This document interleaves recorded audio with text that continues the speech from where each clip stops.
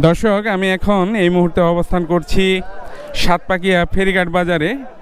তো এটি শেরপুর জেলার মধ্যে সবচেয়ে বড় সবজির পাইকারি বাজার। তো এখন আমরা জেনে নিব বিভিন্ন আলুর দাম।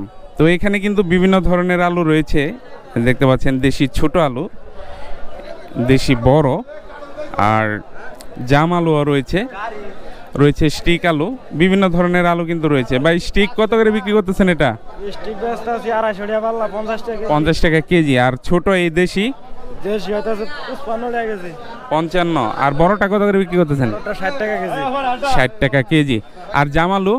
জাম আলু হইতাছে 66 টাকা কেজি, জাম আলু বিক্রি করতেছেন 66 টাকা কেজি, দেখতে পাচ্ছেন এটি হচ্ছে জাম আলু। তো আলুর দাম জেনে নিলাম। এখানে রসুনও রয়েছে, আমরা এখন রসুনের দাম জেনে নিব। ভাই, রসুন কত করে বিক্রি করতেছেন? রসুন হইতাছে 190 টাকা কেজি, 190 টাকা কেজি ধরে বিক্রি করতেছেন। তো বিশাল বড় দোকান সাতপাকিয়া ফেরিঘাট বাজারে। তো আপনারা এখান থেকে পাইকারি মালামাল খুবই সুলভ মূল্যে কিনতে পারেন।